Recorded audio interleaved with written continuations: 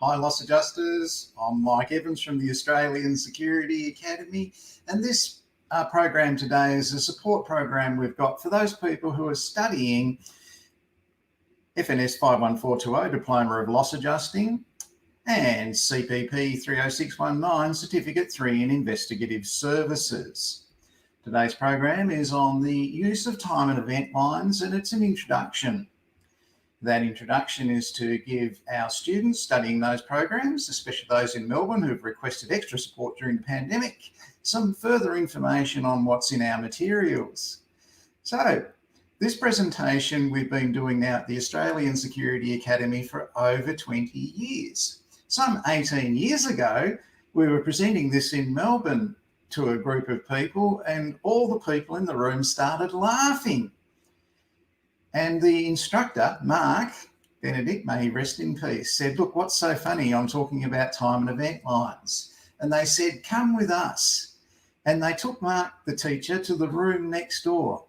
And all around that room, laminated, was an investigation time and event line. It had been laminated so it would be there for posterity. And it was the time and event line relating to the 1987 Hobble Street Massacre, where Julian Knight went mad with a gun and killed 7 people and wounded another 19 people. Now, that was a very big event. Starting to refresh, mate. Yeah, this is really important. Hang on till the end, Jamie. It's very important. Now, they had on that time and event line everything to do with what happened that day. The first person that was shot, the first bullet they found at the scene, where they found it. So everything relating to that was there. Now, we use time and event lines as loss adjusters and as investigators to put a time, date, location onto evidence that we're gathering from witnesses or from scene inspections, that sort of thing. So, in terms of that, we use time and event lines in our role as private investigators and loss adjusters, and they are a very important free tool. You can use them in fraud investigations, in code of conduct investigations, sexual harassment, racial discrimination, that sort of thing. So the time and event line is something that the police used in the Hoddle Street Massacre. It's something that we use for insurance matters or civil dispute matters. It's a very important tool. So let's have a look at the introduction video to time and event lines. This presentation is for those studying Diploma of Loss Adjusting and Certificate 3 in Investigative Services. Time and event lines are used in matters of fraud, theft, fidelity, employer fidelity, and a whole range of other areas. The reason we use time and event lines is nothing can happen without a day, date, time, and location. So a time and event line gets those things into perspective. The time and event line puts events in chronological order. It allows a one-page visualization of events. It basically paints an easy to understand picture. We use time and event lines when we're conducting interviews, comparing versions of events, compiling documentation, and reviewing evidence. There are no fixed rules with time and event lines. You can develop your own format and style. You can use a horizontal or vertical format. Here is a time and event line that shows a person's claim in relation to a stolen motor vehicle. And here is the same time and event line in a vertical format.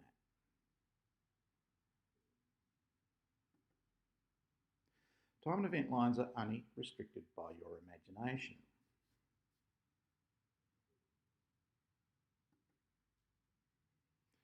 We use them for reviewing investigations. We look at statements from witnesses who were there at the time, telephone records, documentation, credit card statements, ATM receipts, cab charge. There's even been instances where speed cameras have been used to assist in time and event line compilation.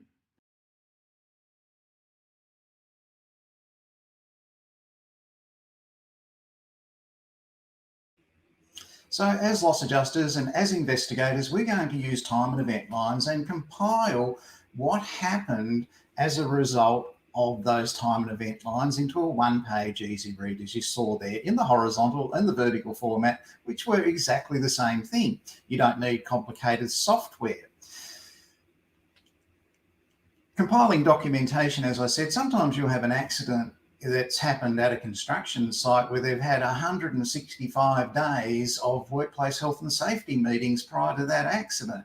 You're going to have to go down to the basement of that building, check where the boxes are in relation to the paperwork that was printed out. If they can't supply it in a digital format, then you're going to have to go down there with a torch and probably a pair of gumboots in Queensland, where it rains a lot and basements get flooded, and find that documentation. You'll take it upstairs and put it on the boardroom table, and it will be piled 3 boxes high and fill up the table. And you've got to go through every bit of that documentation in the defence of that claim in relation to that accident to prove that they had those work health and safety meetings and who was there. Now, a loss adjuster is not going to use a time and event line really in a disaster matter for a big flood, a bushfire, that sort of thing, but they are certainly going to be using them for stolen motor vehicles, stolen construction equipment such as bulldozers, excavators, trucks, trailers. These things are stolen quite often. Stolen boats, they're very valuable. We just had a boat show where I live at Sanctuary Cove last week, and they sold 20 boats over the value of $2 million, and they won't be taking delivery of them for 2 years as they're constructed for those people. Now, boats get stolen, or do they? The time and event line is the tool that you will use to find out if it's genuine or if there may be fraud involved. So when we combine that time and event line with witness statements, records of interview, CCTV, emails, telephone records, that sort of thing, we start to get a true picture as loss adjusters and investigators of what actually happened. So let's have a look at that in action.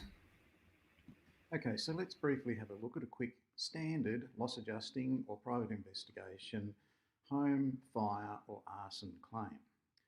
The original investigation was conducted by another investigation agency. They interviewed only one person, that was the insured, whose house burnt down. No other inquiries were conducted.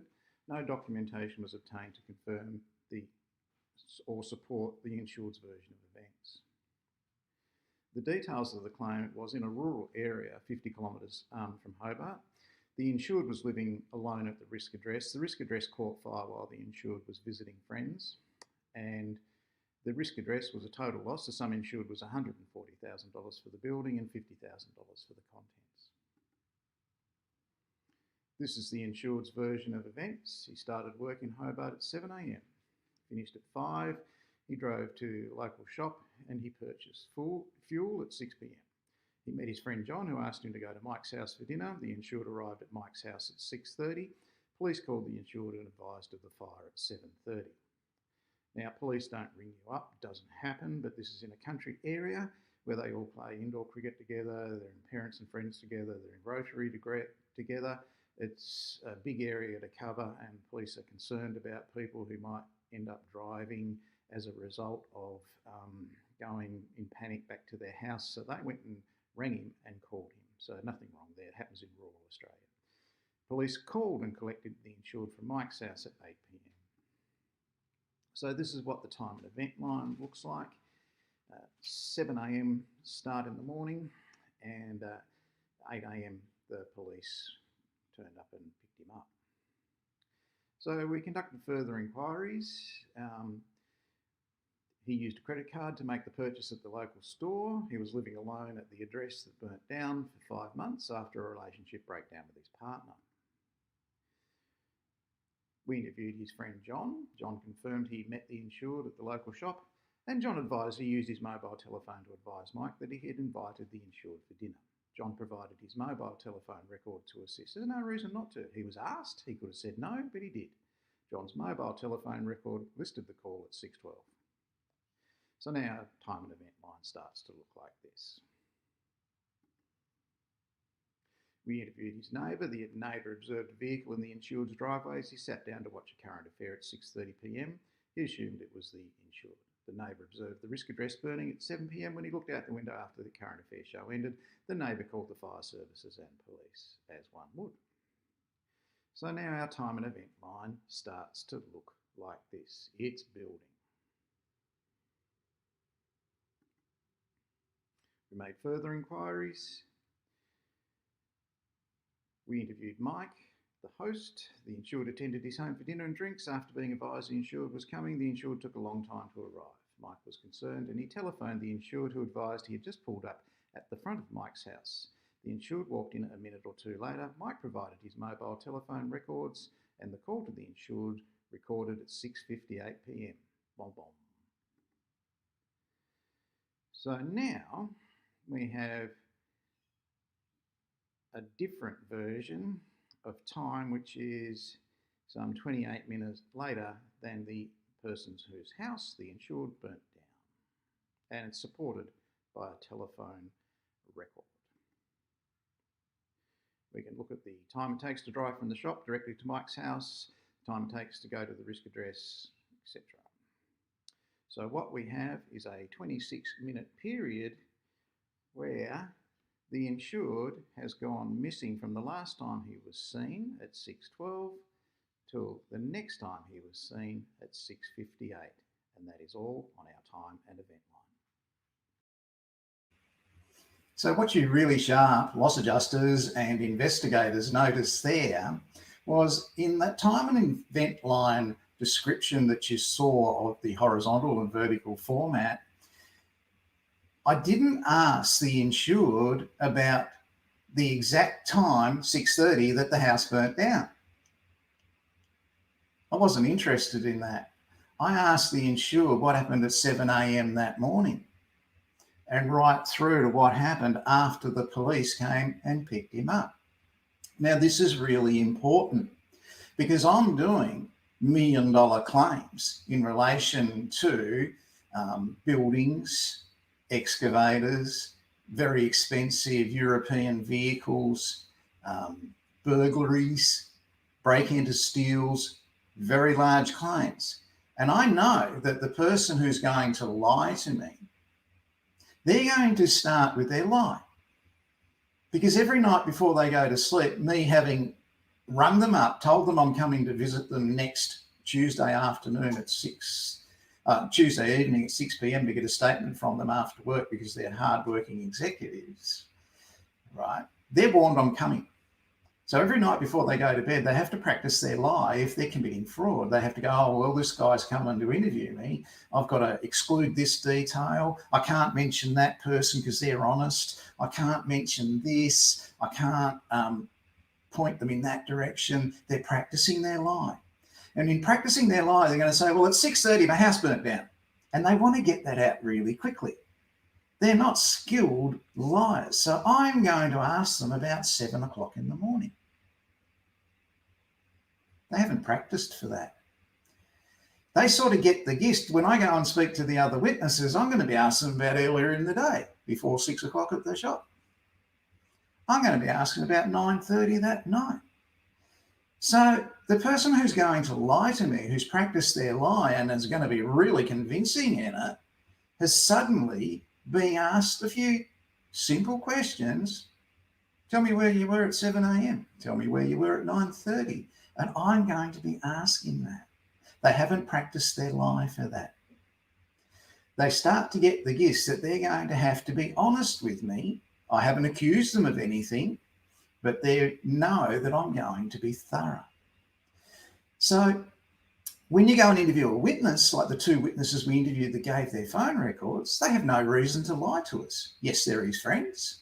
That's fine, but they had no reason to lie. When you interview witnesses with no reason to lie, they're very matter of fact about it. They say, oh, I got up early that morning because I had to take my daughter to netball practice because it was coming up to the finals, so they started early. I remember that day, blah, blah, blah. I was invited over to Mike's place with John, whatever. And they build up to, and then the phone rang and they said his house burnt down.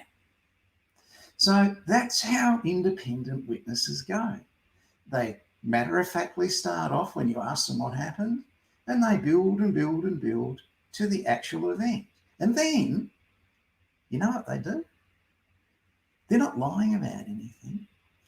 They express concern about the person that was injured or their loss, and that's genuine concern. That's what people with no reason to lie do. So your time and event line combined with the witness statements, with the next door neighbour's account of what happened, that sort of thing really builds up to give you a case. Now what you've seen today is an introduction, and it's the shortened version. That actual presentation goes for a whole hour. So if you're an Australian Security Academy... Okay, so let's briefly have a look at a quick standard loss adjusting or private investigation home, fire or arson claim. So if you're an Australian Security Academy student and you're studying Diploma of Loss Adjusting or Certificate 3 in Investigative Services, you have the 1 hour presentation on time and event lines.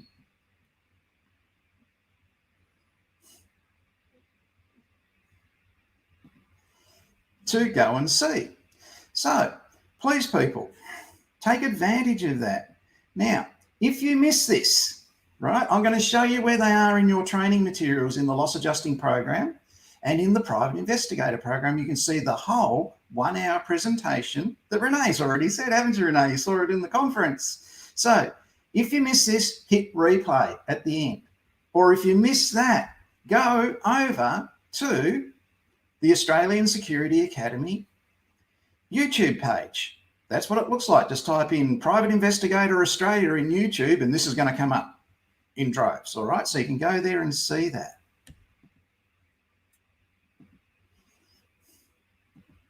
Thanks, Chris. Very kind of you, mate.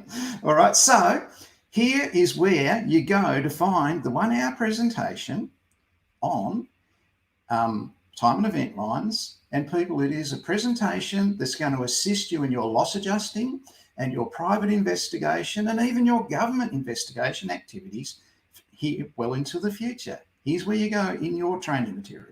If you are studying the Diploma of Loss Adjusting, go into the unit Provide Specialist Theft, Money and Fidelity Loss Adjusting Advice and Services. Scroll down to Topic 1 and go to the 4th piece of performance criteria in bold, and right underneath Identify and Evaluate Options for Loss Mitigation is the time and event line movie. To see the full movie, if you're studying CPP 30619, Certificate 3 in Investigative Services, go to the unit Conduct Factual Investigations, go down to Topic 2. It says undertake factual investigations and gather evidence, and right in between Mark Benedict's presentation and Pat Flynn's formal interviews presentation, you'll see the video from Mike Evans, the use of time and event lines. Okay, so that's where you go and see it in your actual materials. And in the rest of that video, you'll see other witnesses that we went and contacted in relation to that home arson. And you will see what happened to the person who made that claim. You'll find out whether it was genuine or whether it wasn't, and how harsh the penalties are. Did you know in Australia what the penalty for insurance fraud actually is? It's exactly the same as the penalty for murder. The maximum penalty for insurance fraud in Australia is 14 years in jail. Now, nobody ever gets that, right? We're a little bit soft over here. We're not hard like it used to be when they sent the first fleet out here, whether they wanted it or not. But judges are very lenient on white-collar crime like that. I guess they consider that insurance companies have a lot of money. Anyway, people, if you're a loss adjuster studying loss adjusting, if you are An investigator studying investigations. I'll play it one more time. If you miss it, go to YouTube and watch the replay, or hit replay on Facebook. If you are studying the Diploma of Loss Adjusting, go into the unit Provide Specialist Theft, Money and Fidelity Loss Adjusting Advice and Services. Scroll down to Topic 1 and go to the fourth piece of performance criteria in bold, and right underneath Identify and Evaluate Options for Loss Mitigation is the Time and Event Line movie. To see the full movie, if you're studying CPP 30619, Certificate 3 in Investigative Services, go to the unit Conduct Factual Investigations, go down to Topic 2. It says Undertake Factual Investigations and Gather Evidence, and right in between Mark Benedict's presentation and Pat Flynn's formal interviews presentation, you'll see the video from Mike Evans, the use of time and event lines. Just had a question come through. Why don't the police do that? Well, the police do investigations in relation to arsons and burglaries, that sort of thing. But if they're insurance claims, that's where us loss adjusters and private investigators, we get instructed by the insurance company to check these things. Now, the police have got a lot to deal with. They've got terrorism, domestic violence, speeding cars, and they've got donuts to eat. So they're very busy people. When it comes to something that's insured and it's fraud related, the insurance company has to basically put together a brief of evidence, take it to the police and ask that person to be charged if they make that decision. Now, they have several decisions they can make, and that would be a very extreme one, and it would have to be a very expensive one too. So the police don't do these in relation to criminal matters, except if there was someone there and they died in the fire or something like that. That's a whole different kettle of fish, but we're still investigating it as loss adjusters and investigators. Anyway, people, go and check out the full movie. There's a whole lot of twists and turns, and other people we interviewed that we had to interview to make that a thorough investigation as a loss adjuster and an investigator. And Pat and I are going to be coming back early next week to talk about the theft component and what's important when you're a loss adjuster or investigator, and what you need to understand in relation to theft and burglary. I'm Mike Evans from the Australian Security Academy. My contact details are right here. If you want to become a loss adjuster or a private investigator, get in touch with me. If you're studying a course, don't miss that video. Yes, it goes for an hour, but it's interesting. It's all action, all excitement, and you'll understand all about time and event lines. Thanks for watching.